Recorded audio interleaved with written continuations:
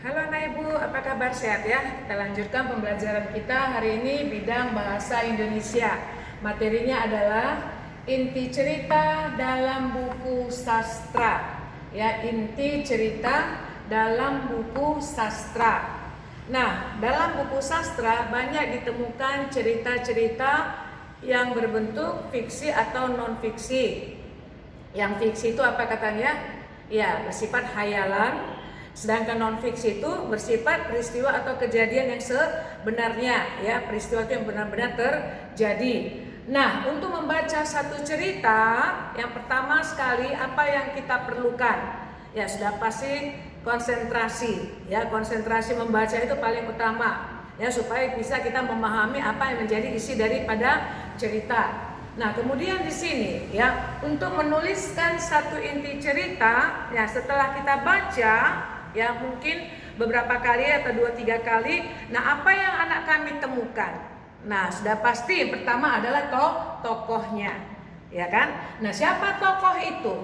Nah, tokoh itu kita tahu adalah siapa? Iya, pemainnya, pelaku, ya, pelaku, ya, dalam cerita yang mungkin dibantu oleh tokoh-tokoh lainnya, tokoh pembantu, ya. Nah, kemudian peristiwa. Nah, apa itu peristiwa? Nah, itulah yang menjadi puncak atau, ya, inti dari pada cerita, ya kan? Cerita itu pasti mempunyai peristiwa atau kejadian. Nah, peristiwa itulah yang menjadi puncak atau inti daripada satu cerita. Ya, nanti anak-anak kami, ya, bisa mempelajari bagaimana cara membaca yang betul-betul, ya, bisa dengan konsentrasi. Itulah membaca, boleh orang yang membaca dengan diam atau dia membaca dengan bersuara. Nah, itu tergantung kita masing-masing. Nah, setelah kita dapatkan yang menjadi tokoh dan peristiwa apa, nah, nanti anak kami juga bisa menuliskan, ya, bagian-bagian apa yang terjadi di dalam cerita tersebut, ya, tahapan-tahapan bagian daripada peristiwa tersebut. Nah, di sini ada satu contoh, ya, anak-anak kami perhatikan nanti, boleh anak kami baca di Bu Pena halaman 25, yaitu Pak Kadir hidup bahagia bersama keluarganya. Mata pencaharian Pak Kadir adalah bertani.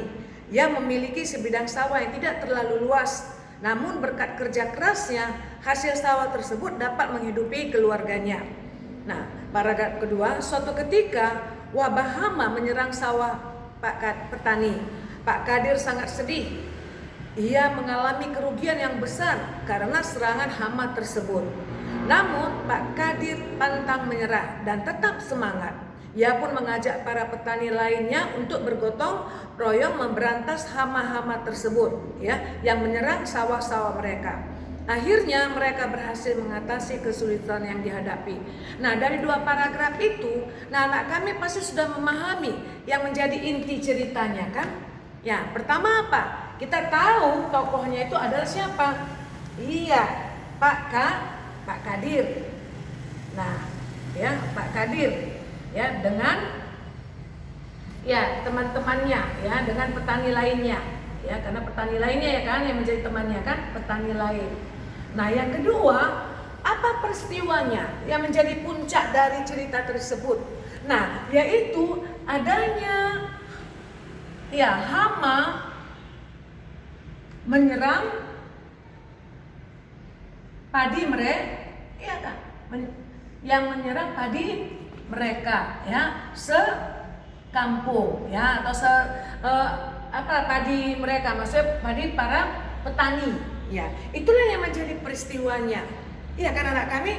Nah, kemudian apa yang menjadi kesimpulan daripada cerita tadi? Nah, Pak Kadir bersama dengan teman-temannya tadi, ia membasmi hama yang menyerang padi mereka. Itulah yang menjadi puncak peristiwa, yang menjadi solusinya, yang menjadi kesimpulan akhirnya. Jadi petani tadi dengan Pak Kadir, ya, berusaha, ya, membasmi hama, sehingga bagaimana? Nah, Pak Kadir merasa lega, ya kan? Nah, itulah satu bentuk cerita yang bisa kita ungkapkan dalam penerapan, ya, inti cerita dari satu buku sastra atau dalam bentuk satu cerita. Nanti anak kami ada di halaman berikutnya 26 ya, baca ceritanya, yaitu satu penggalan juga dalam bentuk 2 paragraf. Nah, nanti anak kami juga buatkan seperti ini ya.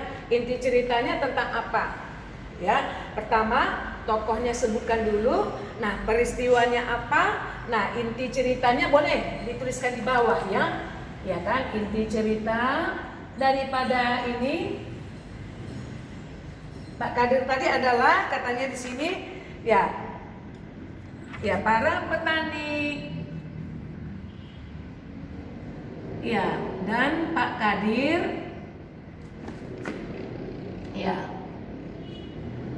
melakukan ini dia kan ya berusaha supaya ya hama bisa dibasmi. Itulah daripada inti ceritanya. Artinya cerita itu berakhir dengan ya peristiwa bahwa Pak Kadir dengan teman-temannya para petani ya membasmi hama yang menyerang padi mereka. Bisa kan?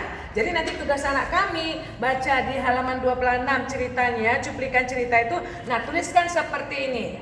Siapa tokohnya, apa peristiwanya, nah inti ceritanya apa. Bisa kan anak ibu?